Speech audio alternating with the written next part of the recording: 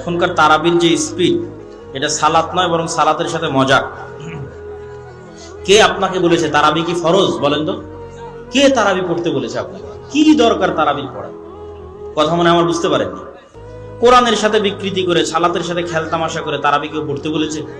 5 ওয়াক্ত নামাজ ঠিক মতো জামাতে পড়েন, আপনি এমনি জান্নাতে চলে যাবেন, তারাবিও লাগবে। কিন্তু যদি পড়তে চান, এক রাকাতও যদি পড়তে চান, ভালোভাবে পড়বে। ঠেকা পড়েছে নাকি তারাবি? আপনার আল্লাহর ঠেকা পড়েছে আপনাকে যে তারাবি আদায় করানো? আর আপনারই বা কি ঠেকা পড়েছে? এটা তো ফরজ না।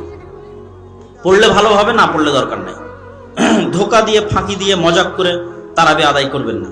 তারাবির সালাত না পড়লে রোজা হবে কি? এই যে এখনই তো বললাম, তারাবি তো ফরজ না, কেন রোজা হবে না? তবে তারাবি পড়তে হলে ভালো করে পড়তে হবে। তারাবির ফজিলত আছে যে কেউ যদি মান কামা রমাদান ঈমানান ওয়া ইহতিসাবান, রমাজানের 30টা রাত যদি কেউ তারাবি পড়ে টানা ধৈর্য ধরে পড়তে পারে, তাহলে আল্লাহ আর অতীতের সব গুনাহ ক্ষমা করে দিবেন। আল্লাহু আকবার, কত বড় ফজিলত! আল্লাহু আকবার। রমাজানের 30টা দিন ধৈর্য ধরতে হবে, আর কিছু না।